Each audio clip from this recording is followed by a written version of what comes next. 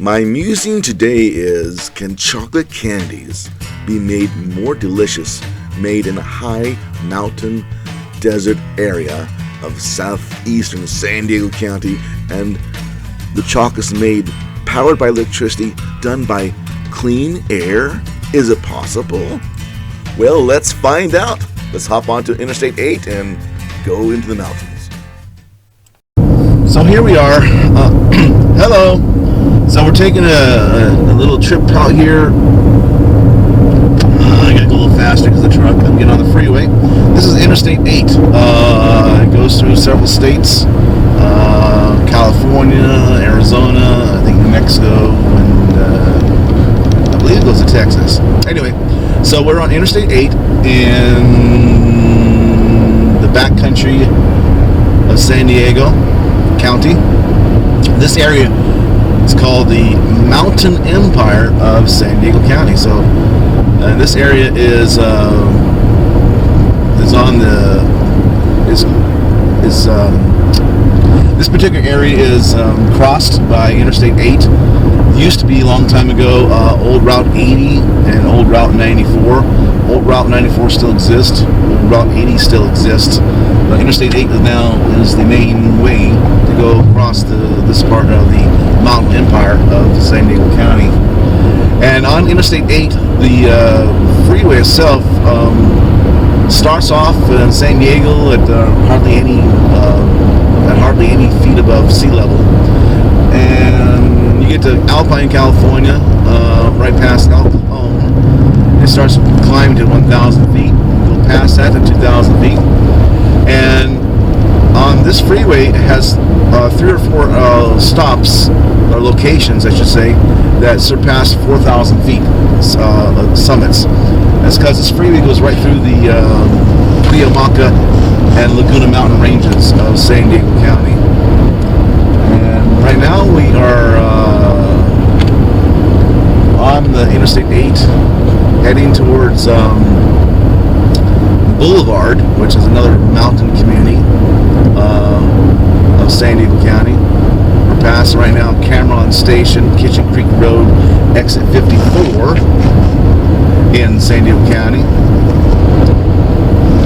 And this area tends to have a lot of notoriety of being windy. And Patricia, the picture of the mountain. See, this area is all pretty out here. This is the eastern edge of the Cuyamaca Mountains, Laguna Mountains. And you can see it's really pretty right now. And over there, you can see fall colors over here to the right. Fall colors are coming into the county, changing colors of the trees. And here also. And then right back here. It's pretty. It's nice to have the change in colors. We're in the fall. You know, Thanksgiving's coming up soon. Then Christmas. So that's part of the reason why my trip today. There is a place out in Boulevard, California. Population Boulevard is not very high, around 300 and some people. Some estimates of 300, some estimates of 2,000, because Boulevard is a mountain community. It encompasses other little communities like Manzanita, Tierra del Sol, for example, Live Oak Springs, for example. And it's at a higher elevation than other areas of San Diego County. And it's right on the edge of the Laguna Mountains, Cuyamaca Mountains, and right before the desert, the Anza-Borrego Desert. So it's on the edge there, high elevation. And anyway, Boulevard is just a place that used to be like a pass-through area. Boulevard is a community that you pass through off of in olden days on the wagons. The wagon trails were there, and then later on there was an actual Route 80, California Route 80, US Route 80 was put through there. It's like Route 66, and Route 80 is like Route 66, that kind of route. And then over here to the left here, this area here is all Indian reservation out there. I forget the name of the land out there. I think of La Posta Indian Reservation. Anyway, we keep climbing. If you can tell by the camera here, we're going up an elevation, up.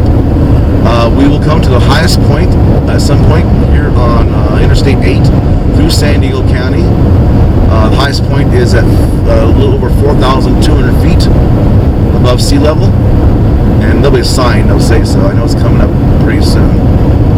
What's the sign say here?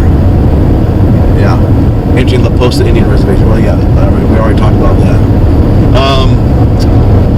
So we're going to Boulevard for a reason. I have passed by there a few times.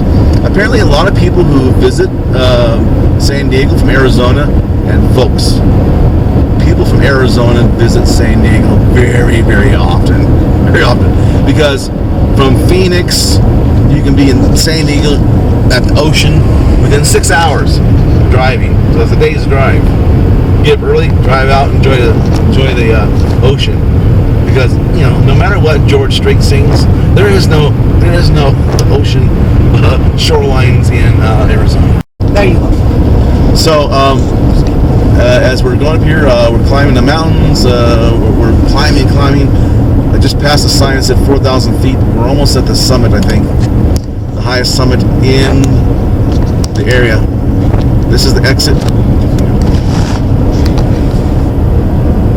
This is a Crestwood Road, Live Oaks Springs exit.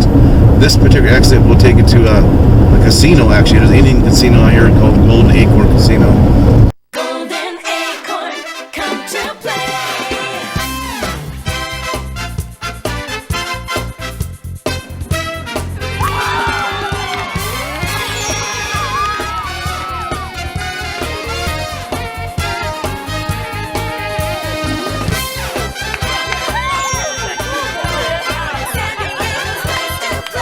Golden Acorn Casino, where the fun stays with you.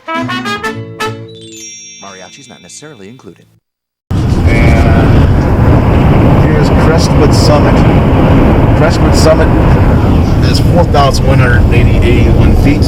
This is not the highest summit. The highest summit is the one for Tecate.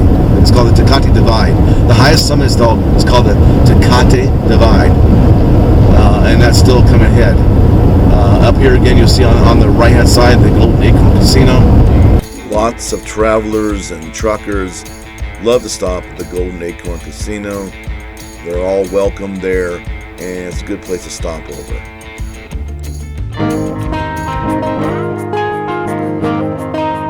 Tucked away in the middle of the desert in Campo Mountains just outside San Diego is an oasis for weary travelers. The Golden Acorn Travel Center provides a welcome break from the road for truckers, commuters, and vacationers in the need of fuel, food, and fun.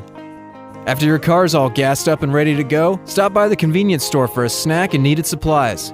For all you daredevils out there, you can also find Sunoco racing fuel in stock to get your dirt bike or other off-road vehicle ready to attack the desert. When you check out, feel free to use your trucker's fleet card, proudly accepted at Golden Acorn. If a snack isn't enough to satisfy your appetite, stop by Del Oro Deli for a delicious sandwich or a different meal option, such as a fresh pizza or hot dog.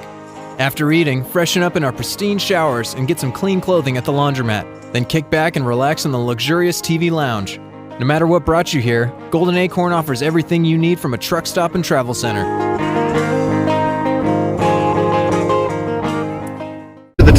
We just came to the Tecate Divide. Look out far ahead of us, east, more windmills. And Patricia, if you scan over here to the left, more windmills. And by the way, that area out there is called McCain Valley. I believe that part of San Diego County is called McCain Valley.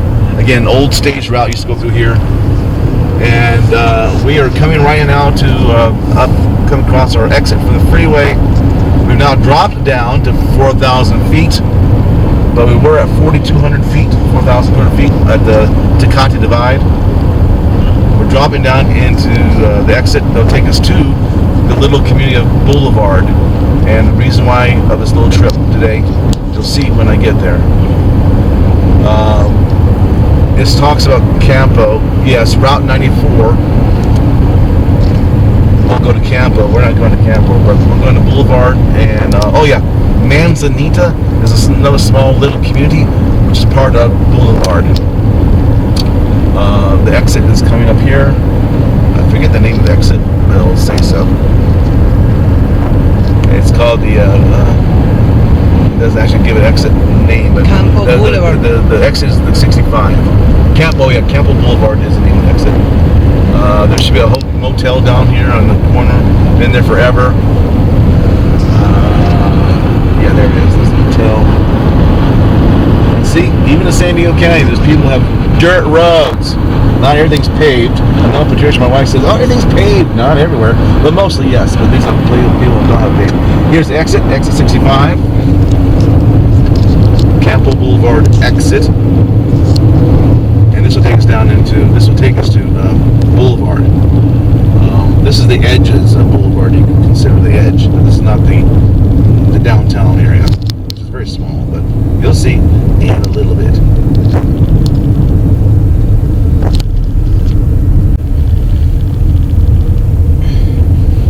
So we're on Campo Road, and this I'm taking this down to Route 94, basically. Route 94 is the destination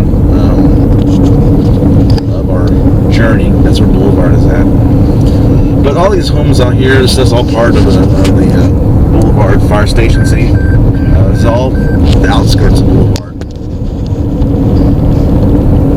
and that's why the official population of Boulevard is like 315 people, but the unofficial is around 2,000 because of all the little outlining people who live out here. There's I think I got turned here. This is Old Highway 80, Route 94. This is it. Yeah, this is up. So this is Route 94 here. So I'm turning left here. The sign says Old Highway 80, Route 94. And so here we go. Check it all out. Here's our reason for coming, right here. Candy Cottage, making old-fashioned candy since 1921. This is family-owned business, been in business for over 100 years here, making candy, and people who go from Arizona and back and forth make stops here all the time. They've got a history, they got clientele, and I have never stopped here. Today I'm going to do that because, hey, Thanksgiving's coming up, Christmas is coming up.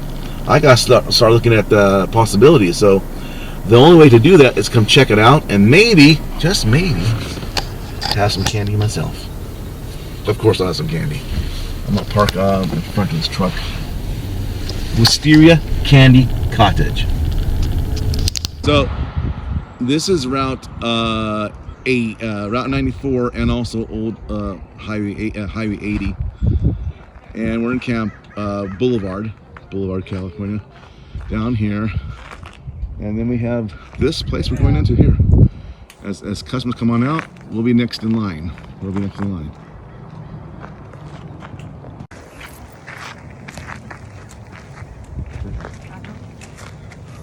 So, Patricia and I are here at the Wisteria old-fashioned candy store. Candy Cottage, hand-dipped chocolates since 1921. This is their entrance. They're here in Boulevard, California. We're going to take off and go inside this building right now and hopefully find some good candies. Let's go, pues. Yeah, I want to go inside. Sure. Ready?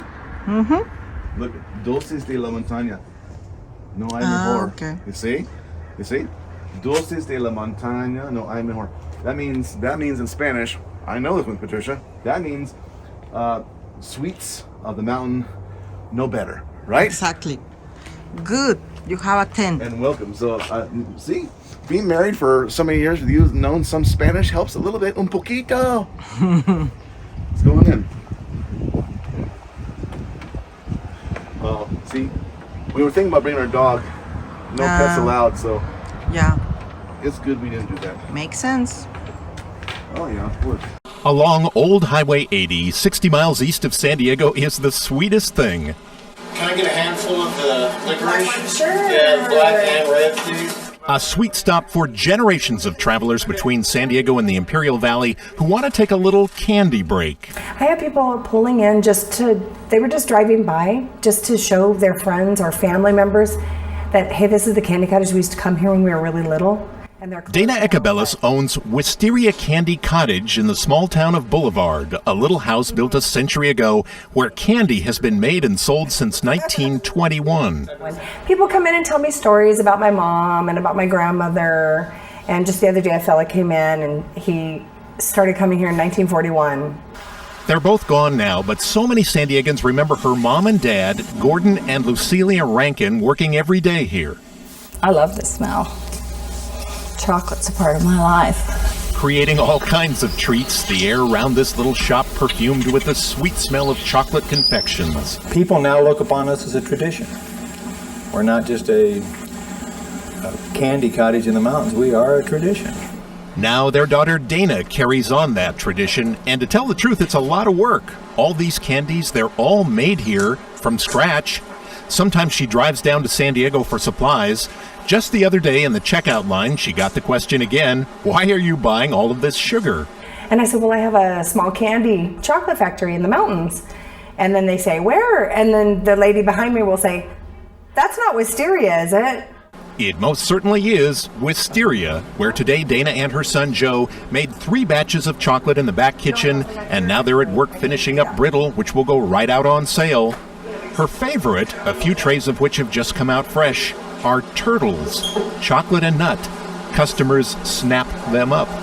And we probably make about 60 pounds of turtles a week. So it's a lot. It's a busy place, Wisteria, out here so far away from everything. An odd combination of quaint and down to earth, up early in the morning over the kettle, hard work, making, shipping all over the world, and selling candy. This is our seafoam. And by the way, in case you're wondering, even though she makes it, works with it, sells it every day, yes, she does still very much like candy. We eat candy every day, and we have to taste test it, make sure it tastes good. I'm guessing there are worse jobs. Everybody who comes in is happy to see you. Bye, Randy.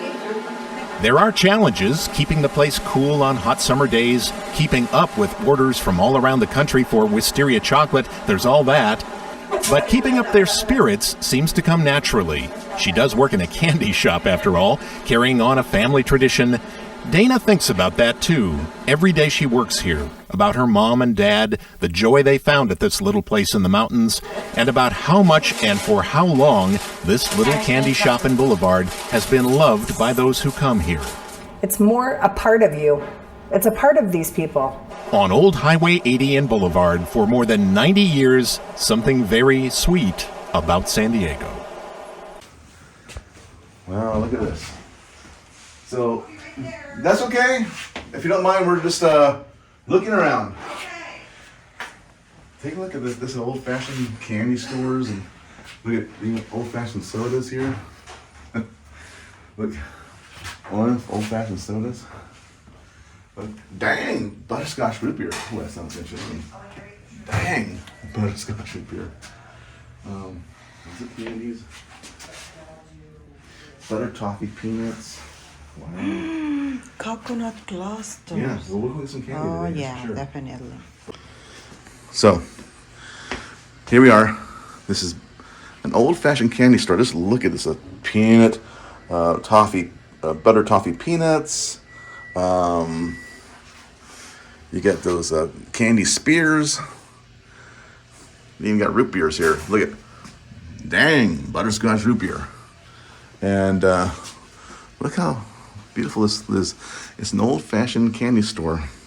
Now, me growing up in Southern California, I tell you, I like See's candies. They're wonderful.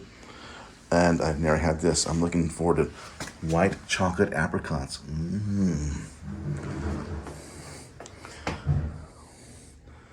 Sugar-free peanut brittle. Almond turtles. Cashew turtles. Pecan turtles. They sell packages, Uh-huh. isn't it? Yeah. I need that. I like this one. Never trust a skinny cook. See? Oh, wow. Ice cold soda sold here. And by the way, they're all ready for the fall, Halloween, and everything else. Oh, look at these big balls of candy. Oh, sugar. Yeah. Like some of our candies Oh, in a box. You know what I mean? Mm-hmm. yes. to try Especially a the little truffles because I only have I like two right now. bit. Oh, okay. And then I have this little pumpkin box Oh. that we do for fall. We have a little pumpkin box. And, Oh, what's in there right now? What kind of This has caramels, toffee chips, cherry cordials, jelly sticks, a date coconut roll, and a cream. This is a smaller selection. Wow. But Well, I know we're gonna take at least one box of truffles for sure, right? Yeah, the truffles. And do you want to get like a mixture of things here? Or do you want Yeah. a mixture of things? Yeah. Let's do a mixture. So pick what you want. Pick what you want. Yes, I'm seeing the almond cluster. Because I know you like. almond clusters. Yes. Do you like dark or milk chocolate? Dark. I'm Okay. going to have dark. But yeah, see, they either one. have two selections. Ooh, raisin clusters. That sounds good. And I want what's the name of this? A s'more. S'more? That is a marshmallow with chocolate. S'more. It's Okay. our marshmallow filling that we make Oh, okay. I will try Ooh. that with one. graham crackers. It's milk chocolate. Ah, All right. okay, I So will let's try get that one. 2 of those, right? Okay, so in Alright. the almond clusters, did you want just one or two? You want a couple of them? Would you want to? You probably want a couple, right? A couple, yeah. Dark or milk? Both. One Okay. dark, another milk. Okay. And you want a s'more? 2 s'mores. 2 s'mores, sorry. 2 s'mores, okay. Because they're so good. Oh, Our fudge is really good too. Right now I just have oh, I see. the white fudges at the bottom, but they're super yummy. Almond, Usually we have almond chocolate maple. fudge too. You'll have to come back. Almond maple. Did you want any peanuts or coconut clusters? I want a cashew. Cashew? Oh, yeah. Also a dark. Do you want a dark and a milk one of the cashew? You want You dark? want 2 and 2? Yes. So you guys can both have Yeah. can have a variety. Uh-huh. Any white? Do you White want try? cashew? Those are good. Maybe one, Sure. to 2. try. I mean, one Oh, of okay. each. In a couple. Yeah. Yeah. And the raisin clusters. We use golden raisins.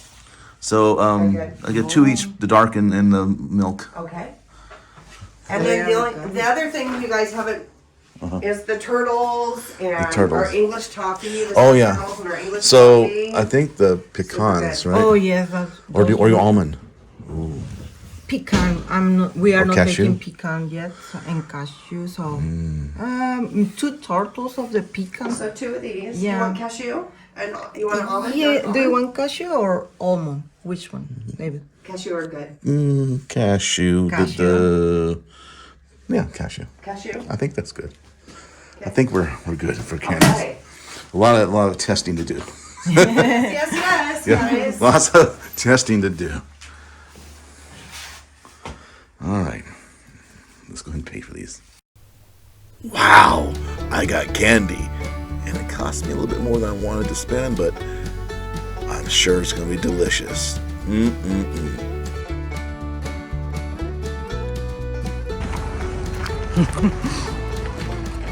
They're out in the mountains. They got customers. There were customers when we came in, just leaving. Now we went, people behind us, and whole family here just pulled up.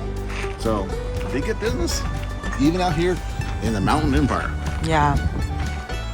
Here we go. Yeah, we're out in Boulevard, California, part of the San Diego County Mountain Empire. And over here is a business called the Manzanita Diner that we're gonna pull up on and give it a try. So, in addition to the candy we're gonna have some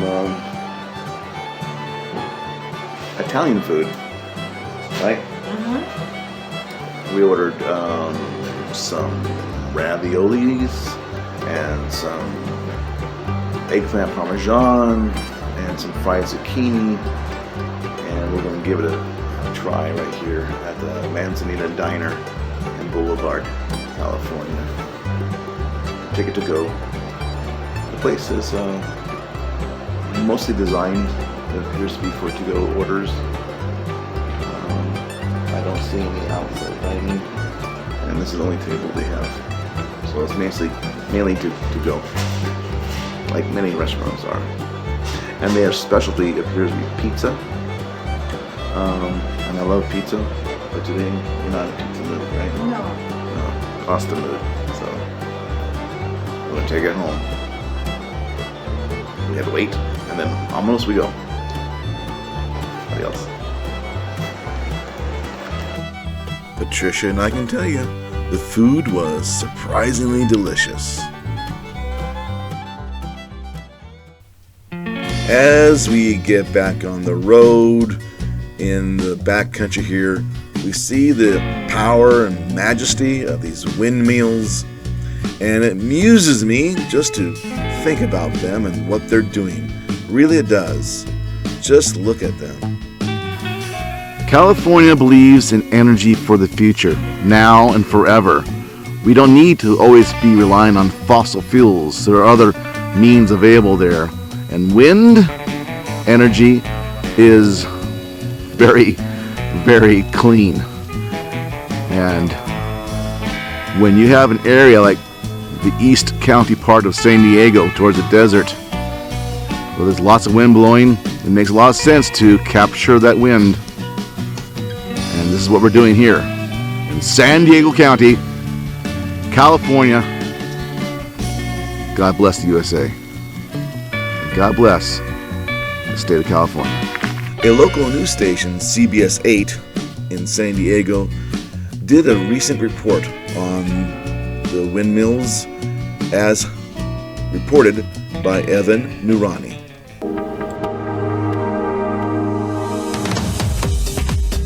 From coal and natural gas to solar, wind, and hydro, America's energy future is looking green. The sun is a powerful source of local energy, but windy ridgelines in San Diego's backcountry are a growing source of clean power. CBS 8's Evan Noorani explains in tonight's Earth 8 report. We can click on turbines and see what's going on. There's so many moving pieces, and it sounds like it's just kind of spinning effortlessly. The U.S. continues to hit major milestones in the growing renewable energy market. That includes wind energy, responsible for a rising percentage of the energy powering the San Diego electric grid. So as the air molecules cascade across that ridge line there and they come down here, the air molecules become more densely packed, which provides a little bit more torque to the blades, which is why we have such long blades as well. They might not look like they spin super fast, but they have a lot of torque behind them and they produce very well. In Boulevard, about an hour outside of San Diego and just off the 8 freeway, a company called Avangrid powers 57 wind turbines built in just the last few years. They span several miles, constantly sending clean energy to San Diego's grid with the potential to power thousands of homes. For me personally, I enjoy the challenge of understanding these machines. I mean, they're wonderful machines, they're complex in nature, but they're also simplistic in design. So it's really fascinating to understand even the smallest things about them, the very small, tiny devices, how they work. That's kind of what gets me going. And there's a lot of challenging aspects. And James would know. He's a plant manager of the wind farm, ensuring the turbines continue to work properly, turning a profit for the company, but also passing benefits on to the consumers. Jose Antonio Miranda is the CEO of Avangrid, saying San Diego County's wind farm continues to exceed expectations. The most affordable energy is distributed first, and then the least affordable energy is not distributed. And in that respect, wind is so competitive that it's always dispatched, right? Normally it's always dispatched. And by dispatching the wind, you are lowering the bill of the electricity. Beyond the financial incentives, there's the environmental aspect, wind energy being a clean way to ensure power to the grid and already providing about 10% of electricity nationwide. Here in San Diego, SDG&E estimates about 40% of the electricity that powers homes in San Diego County comes from renewable sources like wind and solar. Right now, wind energy produced from turbines like the ones behind me accounts for the largest source of renewable energy in the state of California. There was even a 24-hour stretch where wind energy was the second largest source of energy for the entire United States, only outpaced by natural gas. But for new generations, it's something absolutely not questioned, that the future is clean energy or not energy at all. Overview of the entire farm in a single line. In their office, the output of each turbine can be monitored, but they're largely self-reliant. The biggest task for the team on hand involves maintenance and repairs. Beyond that, the turbines largely adjust on their own based on factors like wind speed and direction. It's done all automatic. The machine itself will automatically adjust the power,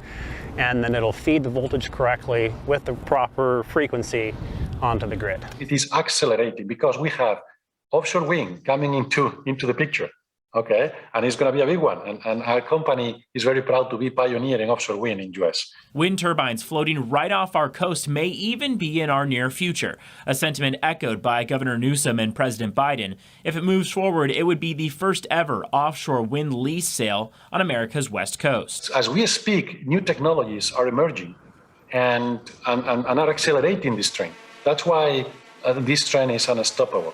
In the meantime, more turbines are being built across the country to harvest more clean energy and reduce our carbon footprint. The same goes for solar and hydroelectric power, as all work to lessen our dependence on fossil fuels. In Boulevard, Evan Irani, CBS 8. As always, I hope my musings amused you. Thank you for watching this video and all of my videos.